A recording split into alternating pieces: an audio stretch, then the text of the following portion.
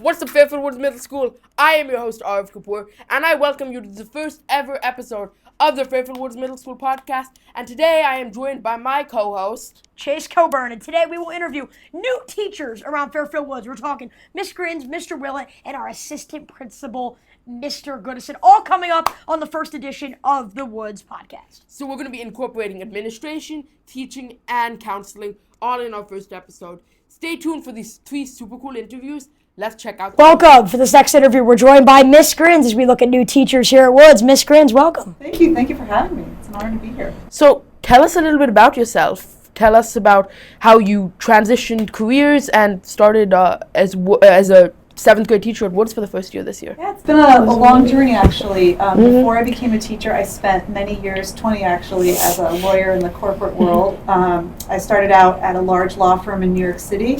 I was there for a couple of years and then I transitioned to a smaller firm out here in Connecticut in Westport, where I spent 18 years with the same firm.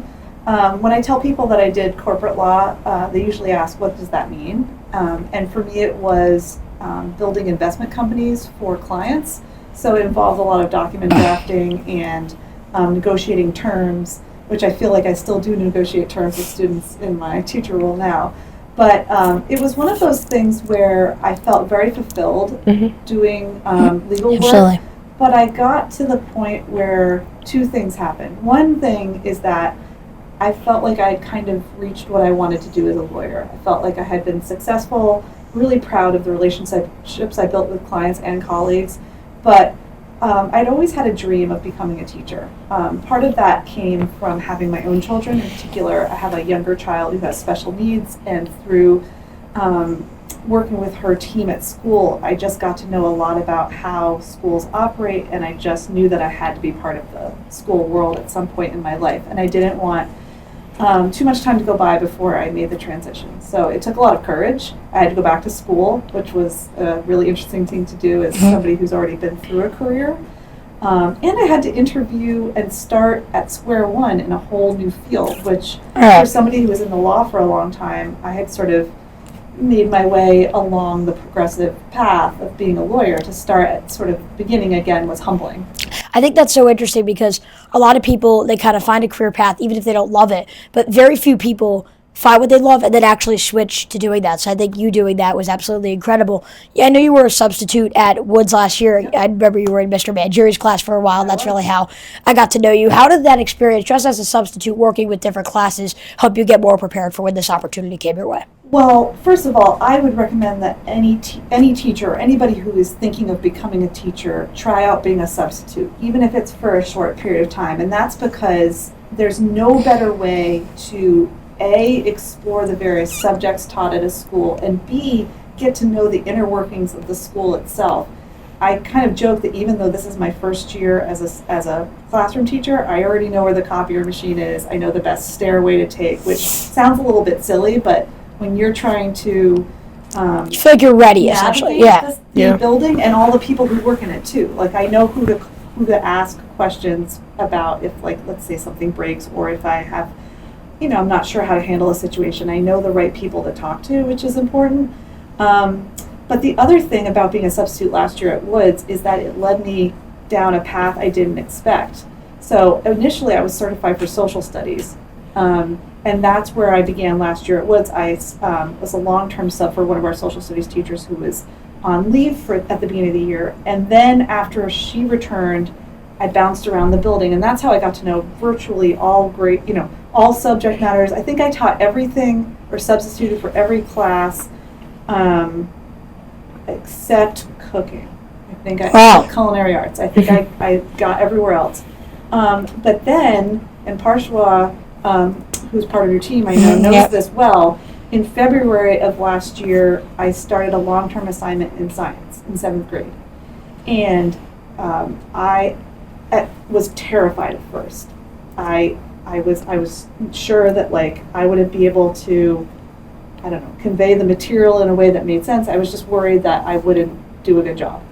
But after the first week or so, I just felt completely at home. And not only that, I just got really excited about teaching life science, because the parallel between life science and social studies is that we are really trying in both subjects to help students learn how to think critically on their own and to ask questions beyond just the material we're delivering. So like, for example, with a cell, it's not enough to just know the parts of a cell. We want students to learn those things, but then be able to ask their own questions.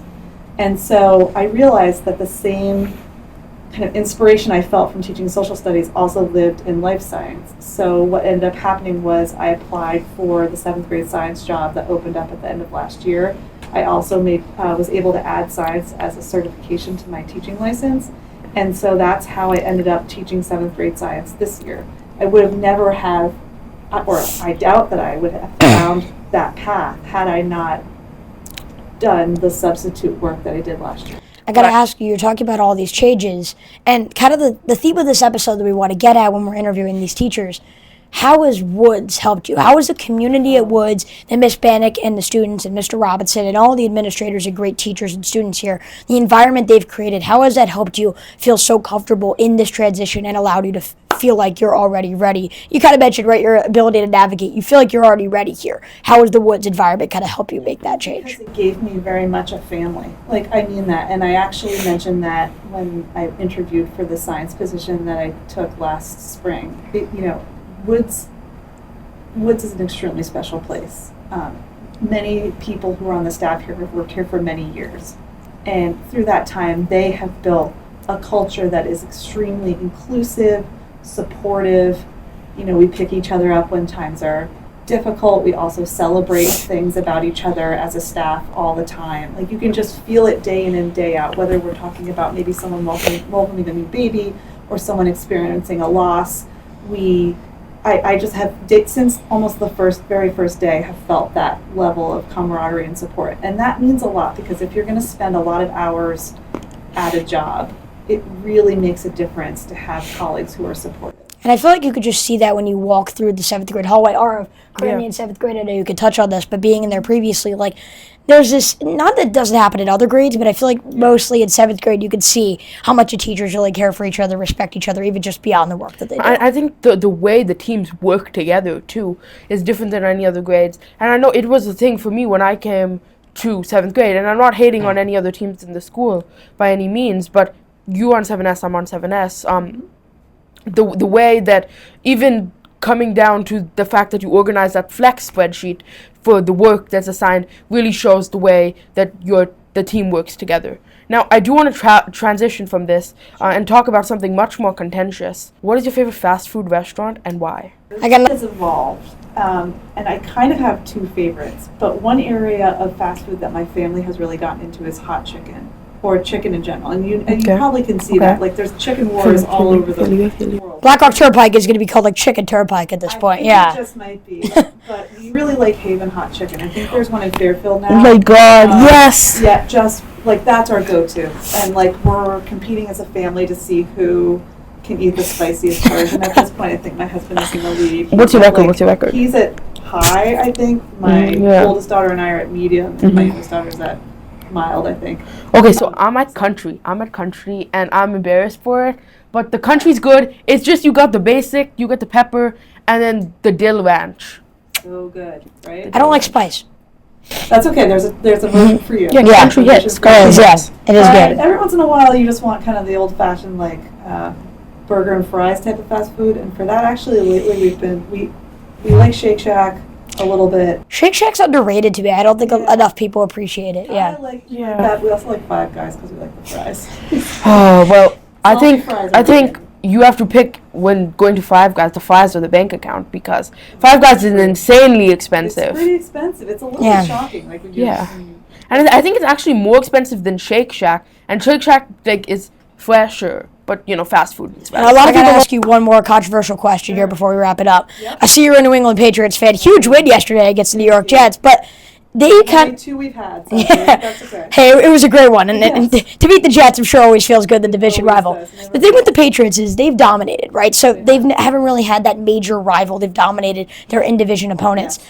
But I do also know you're a New York Rangers fan, and I know that you're a Boston Red Sox fan. Mm-hmm. Which team would you rather see fail? The New York Islanders, the arch nemesis of the Rangers, or the New York Yankees, the arch nemesis of the Red Sox?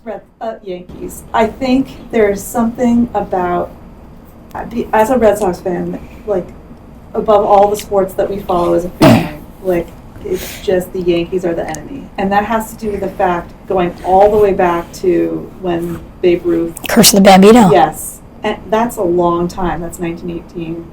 And I think that is an extremely long period of time for the Red Sox to be cursed, all the way up until 2004. So I think all of those years, and during that time, the Yankees won the more titles than any other baseball team, and still hold that number. So I think for a Red Sox fan, regardless of like the Islanders and any other rivals of sports teams that I follow, it doesn't get more important than the Yankees. I feel like the Yankees are one of those teams where you either love them or you hate them. There's kind of no in between with the New York Yankees. You either support them and they have a great passionate fan base, as much as I hate to admit it. But then there's also the flip side, the teams in their division, the Red Sox fans, and all these other fan bases that would love nothing more than to see the Yankees just crash. Wait, so you're like, I can't opine on any of this stuff because I have no idea what half the things you guys just said were. But so are you one of those people that just because you are like a Red Sox fan, you'd like jump up and down to see like the Yankees lose to the Dodgers?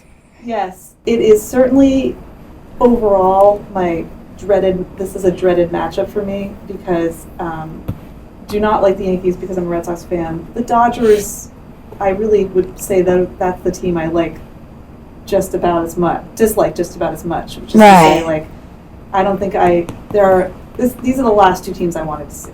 Like, it's like the two number one seeds, the two biggest fan bases, the two biggest markets. Yes, and the Dodgers, I see a lot of red. We saw like Arlington, Texas, and Arizona last year. We go to like New York and LA. It's just, yeah. These are my rivals that are playing right now, so I have to choose the rival I could tolerate the best, and that would be the Dodgers. I know it's crazy with sports rivalries. Grijns, thank you so much. Welcome back. Today we are joined by a Fairfield Woods Middle School school counselor, Mr. Nick Willett. Welcome to the Fairfield Woods podcast. Arav, thank you, and Chase, thank you. I'm excited to be here.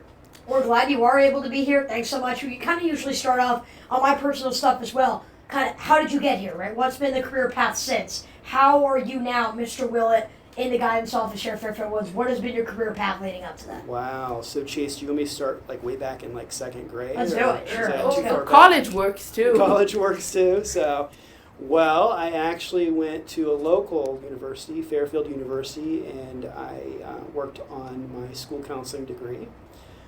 Before that, believe it or not, I worked for the YMCA for 20 years and was actually the executive of the Fairfield YMCA for around 6 years, and before that, Westport YMCA.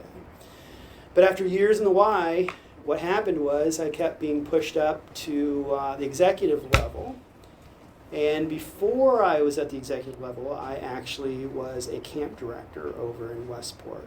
And those were the best times ever, was working with kids. So that's why I chose to go back, get my counseling degree, and start working more closely with kids.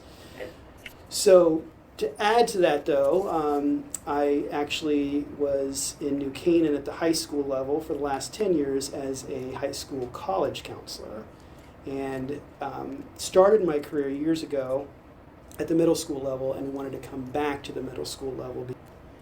And now can you tell us more about your day-to-day life as a counselor and what your role means to you? Yeah, so my work is very important. So I'm, constantly all day long not knowing exactly what's going to happen, which is exciting for me. But there's a need for my role in the sense that kids come in and they have questions about academics.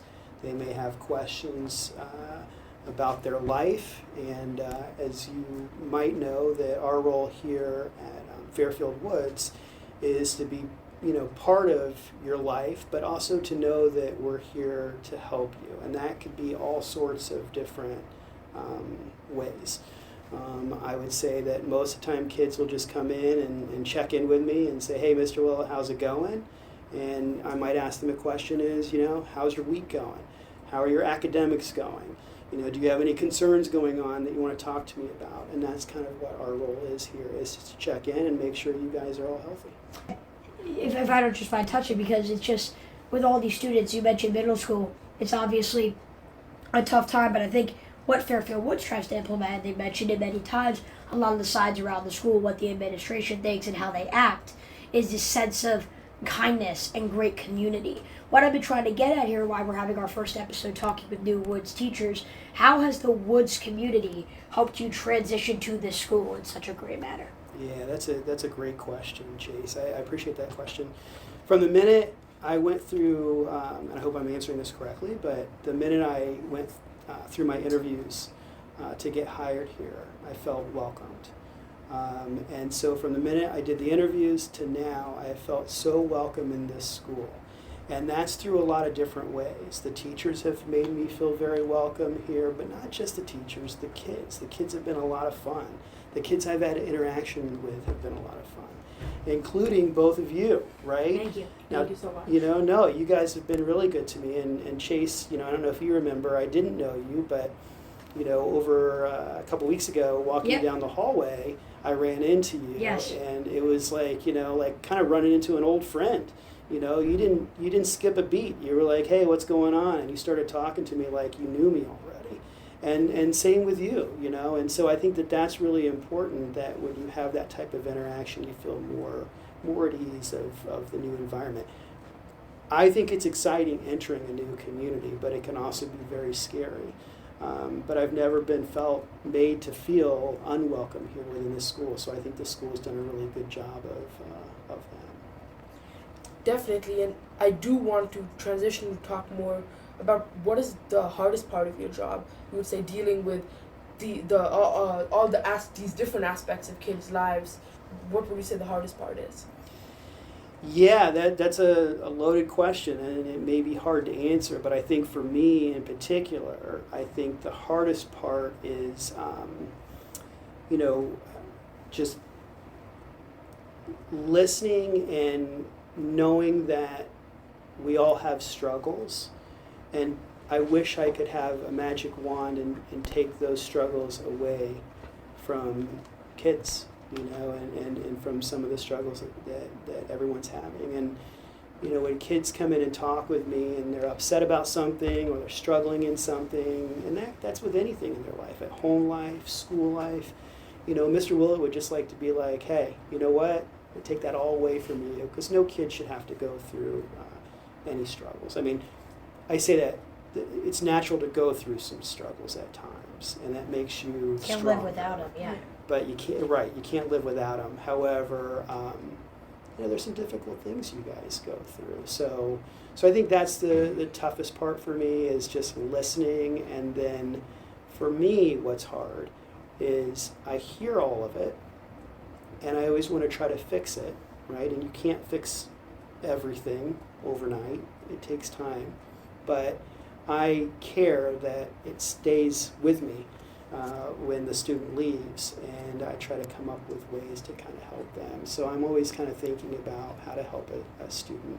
You mentioned kind of handling those struggles. It's like the song, "What doesn't kill you makes you stronger," and I think that's a key thing. And I think it's great what you do and all the help that you do have. Let's have some fun though. We don't need. Obviously, all of this stuff is so important. But you mentioned of course. But you mentioned you're new to Fairfield. There are a lot of great things kind of in this area. One of the things is dessert places. I feel like whenever I'm out, I can go to a new dessert place each time. Go-to dessert place. What has been your favorite so far in your kind of new time, maybe exploring Fairfield in the sense? So Chase, I should mention that, so I lived in Fairfield for almost 10 years. Okay. And so my wife is actually a native of Fairfield, and we sold our house and moved up to Monroe around 10 years ago. So I've been away for quite some time. But you also went to school here, right? Sorry? You also went to school here.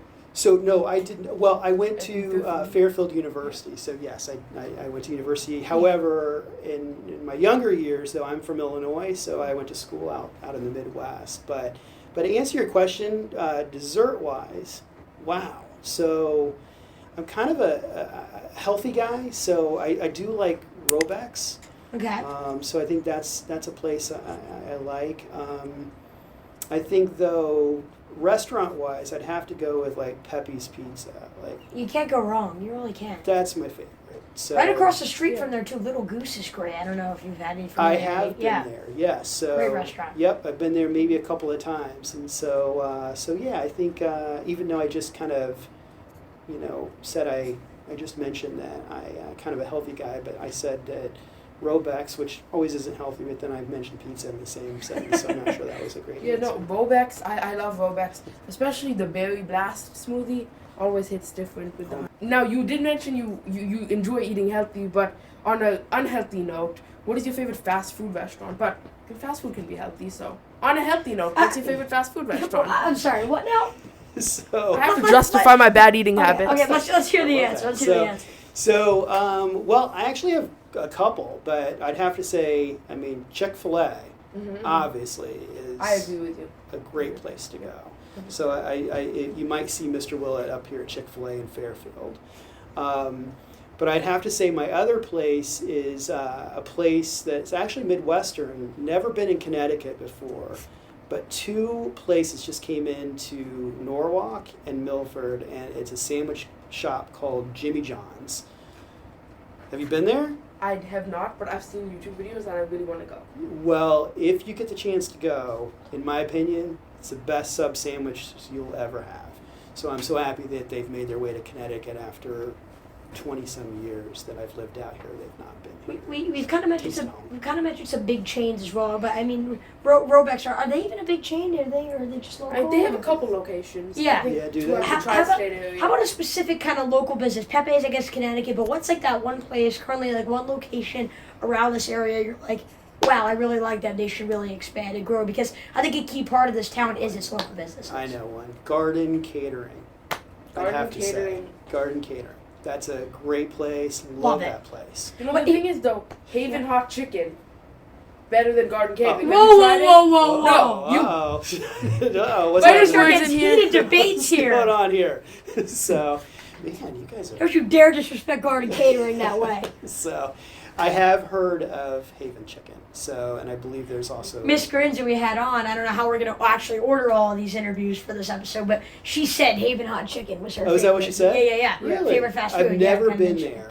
But now I've heard Haven Hot Chicken twice today, so I think that's a sign for me to have Okay, to so go. What's I'll up with tell you. everything with the chicken, though? It's like Chicken Turnpike. Everything, instead of Black Rock Turnpike, why is there so many chicken places? That's a good. I don't like. Are you expecting me to answer that? Yeah, I don't know if you have any clue, because I'm just like, I go around the strip of Black Rock Turnpike, and like, I think they need some variety. chicken. Like, where Penny's is, they're probably going to put in some like chicken I place, know. or where Penny's was, yeah. They need more chicken places, more car washes, more like what other things do we need, right? More pizza places. Yeah. Chicken is a very universal food that can also be healthy. You know, steak, people complain about the red meat, the cholesterol. Chicken kind of is all-encompassing, so I think that really However, develops. I think I look at the its chicken strength places on here, and I different don't say this is exactly the number one place I'm going to go to stay healthy here. But it has the grilled chicken aspect, and a lot of people would prefer that over steak. But I'll stop bickering about chicken. Can I yeah. flip this on Yeah. you guys? Yeah.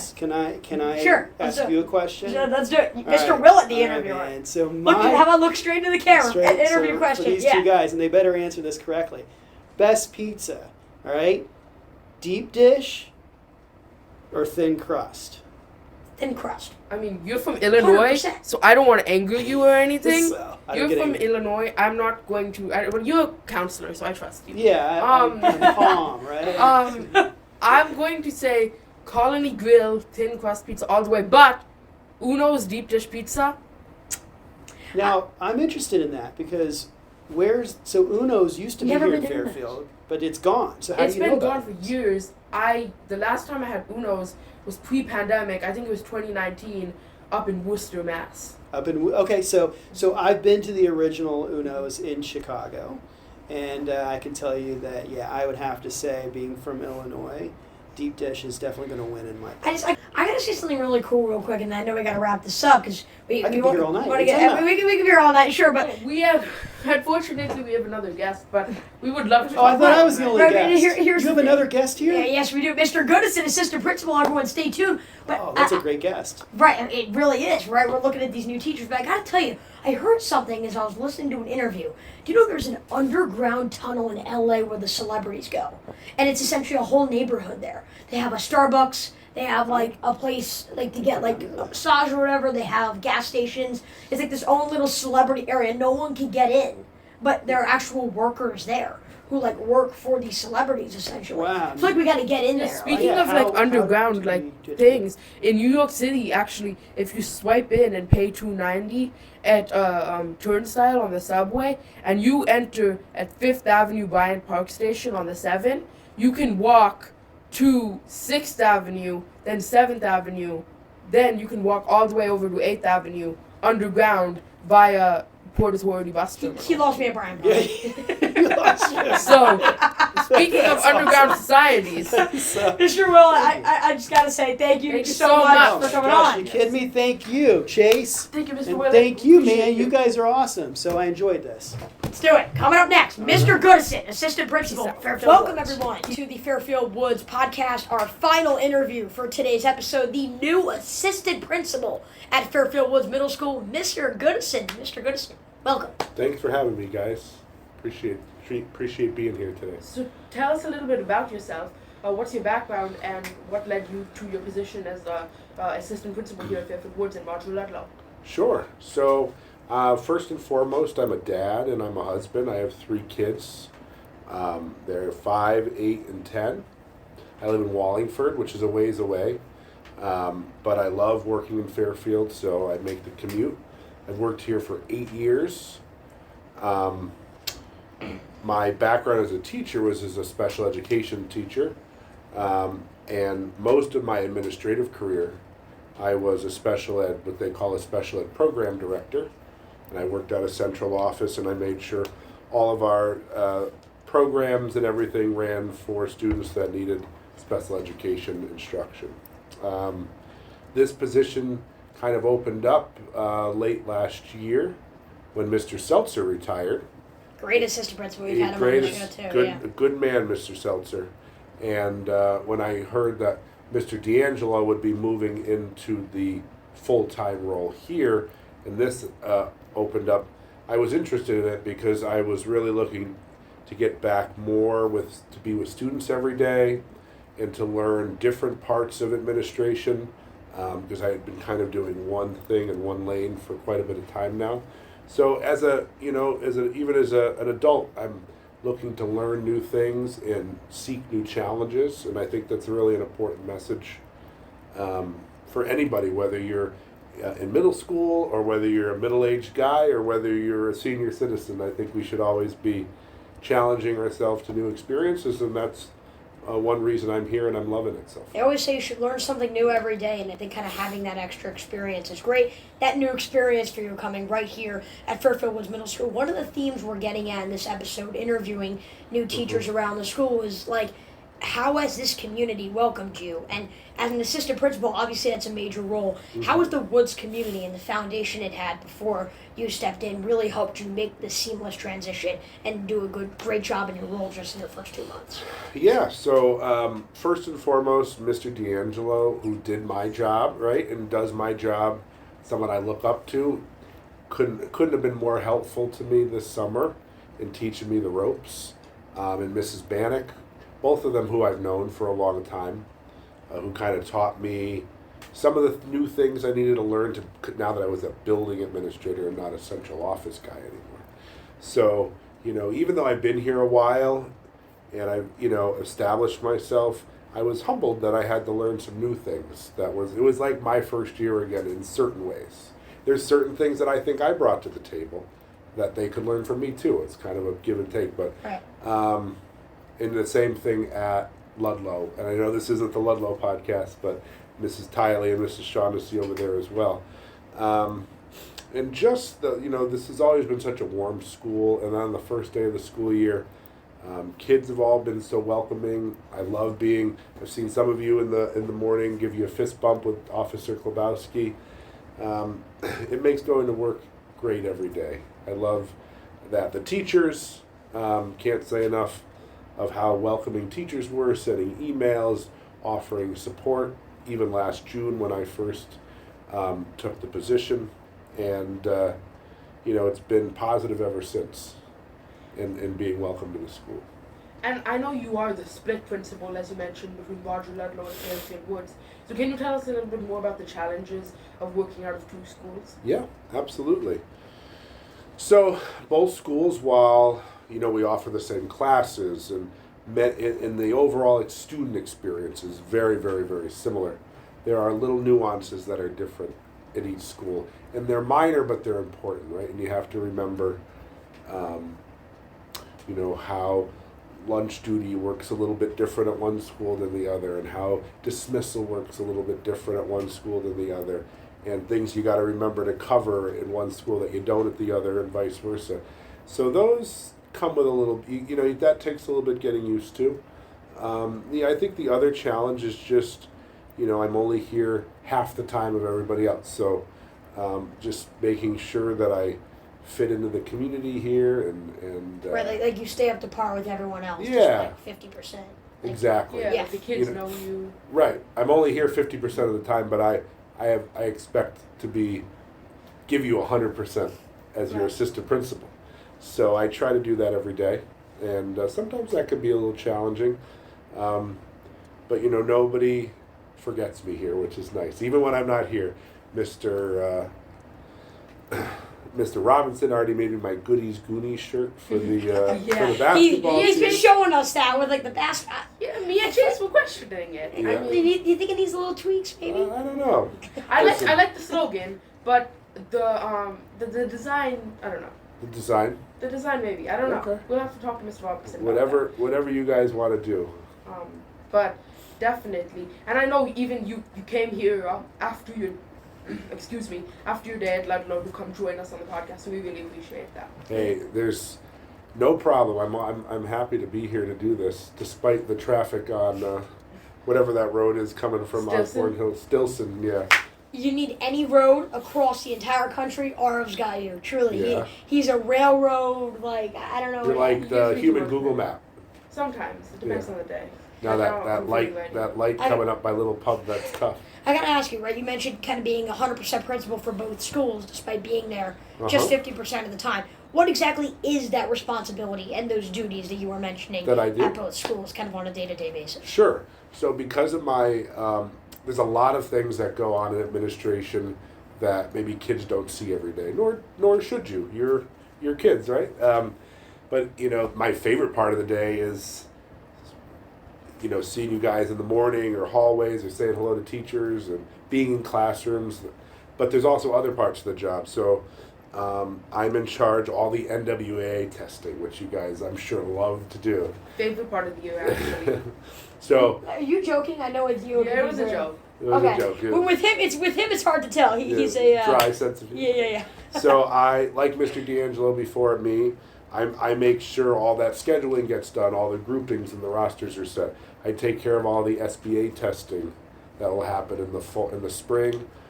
I do part of the IEP meetings for students that have IEPs. And just, my background, like Mr. D'Angelo is a science teacher, so he has a certain expertise in science. My background in special education, I'm a little bit more involved with that. I stay involved with that a little bit more. And then I do all the teacher duties, so all the teachers you see at lunch, I do that with Mr. D'Angelo a little bit, but I do all their schedules and whatnot like that. So all the duties are covered by staff. I do teacher evaluation along with Mr. D'Angelo, and a lot of that administrative stuff. But most importantly, out with the kids, just like you see them out there every day. I gotta ask you. You mentioned obviously we've talked about it a lot. You being both at Ludlow and at Fairfield Woods. Last season they faced off in the championship game, and I talked to Mr. in basketball, and I talked to Mr. D'Angelo about it, and he's like, I can't say.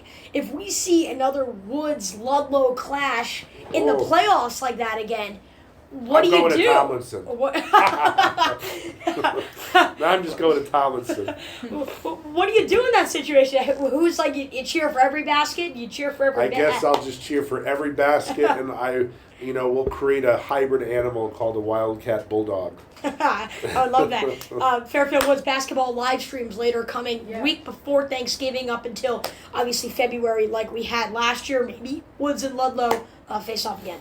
Yeah, both very good and very competitive teams. So now we've talked about work, we've talked about your career and other policy-related things around the school. Let's have some fun. Tell us more about what your favorite fast food restaurant is to start.